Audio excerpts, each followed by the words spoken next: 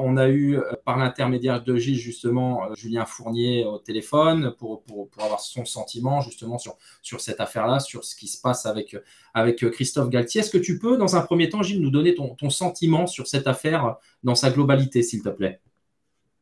Alors, malaise, parce que c'est vrai qu'on aime le foot et tous, autant que nous sommes ici, si on aime le foot, c'est parce que justement, il n'y a pas de frontières, il n'y a pas de religion, il n'y a pas de couleur de peau. Et je vais dire des banalités, mais qui sont importantes à répéter. Donc forcément, quand on a un sujet comme ça qui est mis sur la table, ça, personnellement, moi, ça me donne un sentiment de malaise, parce que c'est pas pour ça qu'on aime le foot, et c'est même tout le contraire. Donc ça, c'est la première réaction. Ensuite, malaise par rapport à la manière dont l'affaire elle n'est pas de la volonté des protagonistes. Donc là, c'est un double malaise, c'est-à-dire que ce sont des gens qui sortent des infos malgré eux. Puis aujourd'hui, de voir Galtier sous protection policière et Fournier traîner dans la boue comme il est traîné dans la boue, je veux dire, ça va, ils n'ont pas ni l'un ni l'autre, il n'y a pas de crime. Il y a peut-être des erreurs et condamnables. Et attention, je ne veux pas minimiser. Si erreur il y a eu, il faut que ce soit condamné. Mais qu'on en arrive aujourd'hui avec ce tribunal de Twitter, des réseaux sociaux, à mettre un mec sous protection policière et qu'avec des menaces de mort, je pense à sa famille, je pense à ses enfants, on va trop loin. Il y a une justice. Si le mec il a fauté, il doit être puni. Mais on ne va pas tuer quelqu'un. Justice, et il y a une juste mesure de la loi. Attendons d'avoir, encore une fois, les preuves. Je voudrais rebondir sur ce que dit Marco. L'affaire Galtier, ça ne m'intéresse pas, c'est le problème du PSG. Ben non, tu vois, pour moi, déjà, ce n'est pas le problème du PSG, puisque l'affaire ne s'est pas déroulée à Paris. Pour moi, c'est deux Marseillais. En tout cas, Fournier est apparenté Marseillais. Il a grandi à côté de Marseille. Il a été au club pendant des années. Et ça en dit long quand même sur ce que révèlent les mots de notre société. Et Galtier, c'est un mec qui a grandi au Caillol. Il a joué au Caillol. Moi, j'ai joué au Caillol. J'ai grandi pas loin. Je connais le contexte sociologique de ce quartier. J'ai un peu fréquenté quand j'étais journaliste, je l'ai un peu côtoyé. Il n'y a rien qui laissait à penser que Galtier pourrait être un raciste avec un fondement vraiment un idéologue raciste. Attention, les gens changent et on ne les connaît pas vraiment, c'est pas intime. Hein. Mais ça, voilà, c'est des Marseillais qui s'étripent et qui mettent sur la place publique un linge sale qui aurait pu être lavé en famille. Et peut s'est dit ça avait fait son job aussi. On ne serait pas là. Parce que pour moi, ils ne sont pas uniquement du côté de Galtier Fournier. Mais c'est aussi les dirigeants niçois qui ont laissé peut-être pourrir une situation, qui n'ont pas sanctionné ce qui devait être sanctionnable et qui, à coup sûr, ont dissimulé l'affaire. Et ça, j'ai l'info, qui ont dissimulé l'affaire auprès du PSG et qui ont quasiment édulcoré le problème qui existait et qui était réel et qui ont préféré, évidemment, toucher les pépettes du transfert et ne pas du tout dire réellement ce qu'il en était de la situation. Donc, eux aussi sont responsables aujourd'hui de ce déballage médiatique, de ce déversement de boue. Voilà. Ils n'ont pas fait le job et ils ne le font pas depuis un moment. Hein. Eric, qu'est-ce qu'elle t'inspire, toi, cette affaire-là? C'est-à-dire, celui qui est au courant d'une infraction, d'un crime ou d'un délit et qui laisse faire, que ce soit la discrimination, on a encore eu récemment au travail un stage sur les nouvelles discriminations, et on a découvert certaines que je ne connaissais même pas, tu vois. Et c'était très intéressant, d'autant plus, mais les discriminations peuvent être de tout ordre. Et là, en l'occurrence, si c'est de la discrimination qui est institutionnalisée par le club éventuellement et qu'elle est avérée, elle sera punie par la loi. Et j'espère qu'elle le sera durement. Après, j'attends rien ni de la Fédé, ni de la Ligue, ni de qui que ce soit. La loi, elle est faite pour être appliquée par le ministère de la Justice. Je voulais rebondir sur ce que dit Julien Didry. C'est intéressant. C'est regrettable, le tribunal médiatique. Mais si les propos étaient avérés, est-ce que ce serait sorti sans que Molina et les médias en parlent? C'est ça qui est triste aussi. Mais je vais revenir un peu sur ce que je disais en creux. Évidemment que ça ne serait pas sorti si Molina. Mais Molina, il a eu le mail. Il n'était pas le seul à avoir le mail. D'accord? Il y a RMC qui l'avait aussi. Et s'il a eu le mail, Molina, ce n'est pas Molina qui allait le chercher, le mail. Hein. C'est que des gens se sont servis de lui pour faire écho à cette affaire. Et j'en reviens à ce que je disais. Alors attention, ce n'est pas de l'info là, et c'est absolument pas rien à voir avec mon échange avec Julien Fournier. C'est mon sentiment personnel, mon pressentiment. Si aujourd'hui cette affaire elle est sortie, elle est directement liée à ce qui s'est passé lors du match PSG-Nice. Et quand je dis que la situation, on a laissé pourrir la situation au sein du club et que j'en veux aux dirigeants niçois, c'est qu'ils étaient au courant de tout ça. Ils étaient au courant qu'il y a un contexte, ils savent qu'il y a un contexte particulier et qu'on met les joueurs, les entraîneurs dans une atmosphère particulière à Nice. Ça, je le sais. Je sais parce que je connais des gens qui travaillent dans ce club et qui ne sont pas du tout comme ça et qui me disent à quel point ils subissent parfois des pressions de certains leaders de groupes de supporters.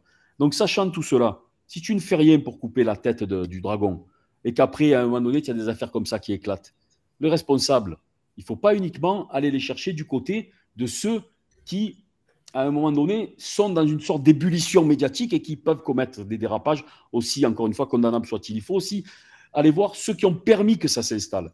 Et aujourd'hui, moi, je suis persuadé que si c'est sorti, c'est que suite à l'affaire Galtier, supporter de Nice, et à l'embrouille qu'il y a eu, sa mère, la banderole, etc., ces gens-là avaient ce document en leur possession, ils l'ont passé pour se venger de Galtier, ils l'ont passé à des personnes, à qui de droit, pour que ça puisse justement éclater médiatiquement.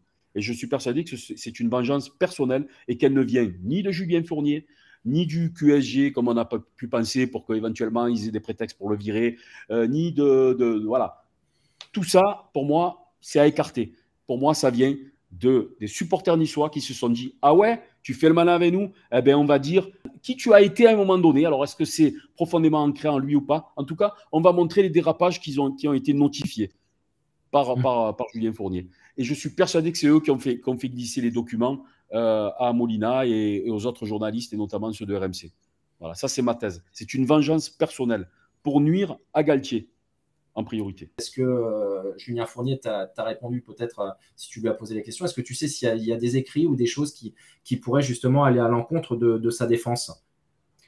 Écoute, moi, il y a des choses, je peux pas tout divulguer dans notre conversation. Il y a pas mal de choses qui restent dans du off. Une chose est sûre, c'est que lui, enfin, en tout cas, ce mail n'était pas prédestiné à être étalé sur la place publique, et d'autant plus que ce n'est pas le mail original et c'est pas le mail qui a été envoyé à la direction, au directeur de Inos, je ne sais plus comment il s'appelle. C'est pas celui-ci, ça c'est un brouillon. Donc ça prouve à quel point c'était une manière, un premier jet, peut-être pour lui une forme d'évacuer certaines choses, et ensuite il a édulcoré. Il a édulcoré parce qu'il y a des choses, voilà, il s'est dit, bon, peut-être que là, non, je ne vais pas mettre ça, parce que voilà, il y a des choses qui sont peut-être un peu trop dans le détail et inutiles. Donc déjà, ce n'est même pas le mail qui a été envoyé. C'est même pas le mail. C'est un brouillon qui a été checké et ensuite qui a été plus ou moins coupé, édulcoré. Okay, donc déjà, ça prouve à quel point il n'avait pas envie d'étaler tout ça sur la place publique et même pas à la direction. Donc premièrement. Ensuite, évidemment, je n'ai pas eu plus d'informations que ce qu'il a dit à Nice Matin et que ce qu'il a dit par ailleurs à l'AFP, à savoir qu'il est absolument choqué par le fait que tout ceci soit aujourd'hui mis sur la place publique et ça le dépasse. Parce que son but, c'était absolument pas de faire du mal au point que Galtier soit aujourd'hui mis sous écoute. S'il y a des choses qui ont transgressé la loi, comme l'a dit tout à l'heure Eric, il y a la loi, on dit la loi et c'est terminé. Ça sera sa parole. Et moi, je ne suis pas là pour faire l'avocat de Julien Fournier contre celle de Christophe Galtier. Si ensuite il a des preuves ou il a des éléments factuels, tangibles, il les sortira. Ce n'est pas à moi qui va le dire et ce n'est pas ici qui va le dire. Il en parlera à la justice. Il est serein dans le sens où lui, il n'a rien à se reprocher. Mais il est peiné que ça se règle comme ça sur le tribunal médiatique des réseaux sociaux, de la presse, parfois un peu à scandale. Voilà, ça le débecte, à tel point qu'il n'a pas répondu à Molina. Il l'a même envoyé balader. Parce que Molina faisait partie de ceux qui l'avaient traîné dans la boue à Julien Fournier, sur des affaires qui n'ont jamais été fondées, qui n'ont jamais été avérées. Et le mec l'appelle pour lui dire oh, « Tu ne veux pas témoigner ?» Il dit, mais enfin, je ne vais pas répéter les propos, mais en gros... Et d'ailleurs, je dévoile rien. Molina l'a dit lui-même dans sa vidéo. Il a dit « Il m'a envoyé paître », avec des mots assez fleuris. Donc, ça prouve à quel point la forme est importante pour Julien Fournier. La manière dont ça se règle, ça l'attriste, ça le peine. Et voilà. Et aujourd'hui, ça le dépasse. Parce que vous vous rendez compte qu'il est sommé par SOS Racisme de s'expliquer, etc. À aucun moment dans son courrier, il écrit Christophe Galtier est foncièrement raciste, c'est un idéologue nazi, etc., etc. Il n'écrit pas ça. Il décrit factuellement certaines choses qu'il a vécues. N'oublions pas que les deux étaient en guerre pour d'autres raisons, hein, en guerre entre guillemets, hein, voilà, sur fond de guerre interne au club, et qu'il y avait des tensions entre les deux hommes. Et qu'à ce moment-là, ben, tous les coups sont, voilà, tous les coups sont bons. Hein, quand on est dans ce milieu-là, vous savez, c'est pas, encore une fois, c'est pas des enfants de cœur, ni l'un ni l'autre. Je défends personne. Hein, je ne suis pas là en train de dire ce qu'il a dit Galtier, il faut ci, il faut là. Ça, c'est la justice, hein. C'est pas nous. Hein. Moi, je ne suis pas ni un tribunal, ni un juge, ni un procureur. C'est la justice qui va décider. Si les propos sont avérés et s'il arrive, Julien Fournier, à prouver que certaines choses, il a des éléments troublants et en tout cas tangibles pour étayer son mail, ben, Galtier il est dans la merde. Il va falloir à un moment donné qu'il explique qu'il a fait de la merde, il a dit de la merde. Si c'est faux, eh ben Fournier il sera dans la merde et il sera obligé de dire ouais, ben, je me suis servi de ça, j'ai peut-être exagéré, ou je ne sais pas comment ça va se terminer. Tu as senti comment, toi, Julien Fournier, au téléphone? Il était plutôt serein. Tu nous as dit oui, qu'il aurait. Serein dans le sens où voilà, il n'a rien à se reprocher, dans le sens où voilà, c'est pas un montage, il n'a pas inventé. En tout cas, voilà, je ne le sens pas. Il manipule rien dans l'histoire. Il fait rien fuiter. Surtout, il a insisté sur le fait qu'il n'a rien fait fuiter. Ça ne vient pas de lui. Il n'a aucun désir de vengeance personnelle aujourd'hui avec Galtier. Il y a eu des tensions. Aujourd'hui, c'est oublié. Il trace sa route. Chacun trace sa route. Donc, il est serein dans le sens où il ne se sent pas mis à l'index pour des mensonges. Par contre, il se sent triste, plongé, parce qu'il va être obligé maintenant d'y aller, de plonger dans cette affaire. Justement, je me permets de t'interrompre là-dessus parce qu'il y a une différence en fait entre se défendre et accuser. Tu penses qu'on va lui demander quoi, justement, à Julien Fournier? De se justifier. Se justifier, ok. De se justifier. Vous avez vu que là, il en prend plein la gueule. Hein, on a le lanceur d'alerte, tout ça, il ne répond pas. Et pour moi, il a raison. Là, maintenant, il ne faut plus parler, à mon avis. Il ne faut plus parler aux médias. Il faut donner les éléments que tu as en ta possession, aussi bien d'un côté que de l'autre, à la justice, et c'est la justice qui va trancher. Les seuls qui détiennent la vérité aujourd'hui, c'est les protagonistes. C'est Galtier, le fils, et c'est Julien Fournier. Ensuite, les seuls qui approchent au plus près de la vérité, parce qu'il y a d'éléments possibles, c'est la justice. C'est ni Romain, ni Gilles, ni Molina, ni Riolo. Tout le reste, c'est sans avoir en tout cas tous les éléments pour pouvoir juger. Je voudrais juste revenir sur un truc qu'a dit Galtier qui m'a fait sourire. Et ça par contre, j'aimerais vraiment le démonter rapidement. J'ai grandi dans le THLM, donc je ne suis pas raciste. Ça, c'est ridicule.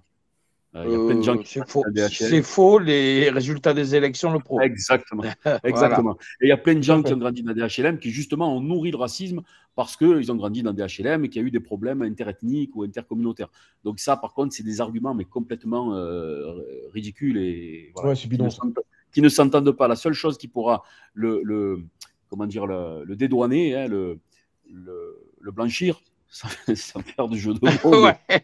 Sans mauvais jeu de mots. Ouais. Non, mais ce que je veux dire par là, c'est qu'il arrive à avoir des preuves quand il va attaquer, tangibles, voilà, et qu'il ait des témoins. On attend évidemment beaucoup des témoignages des joueurs de Nice. Beaucoup. De savoir réellement ce qu'eux ont vécu et comment ils l'ont vécu. Bah, la plupart sont Dugard. La plupart sont Didier Dugard, mais je l'ai entendu là. Aïe.